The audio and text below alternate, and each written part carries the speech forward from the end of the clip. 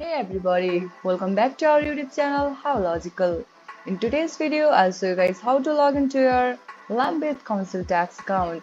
For this guys, what you need to do is just open up any web browser as I have already opened the Google Chrome and bring up the search bar and type in Lambeth Council Tax login and hit the search. Make sure it takes you to the official link www.lambeth.gov.uk. Just click on that link. You will be taken to the official website of Lambeth. Now scroll down a bit. Over here you can see the council tax and business rate. Just click on login to existing council tax and business rate account.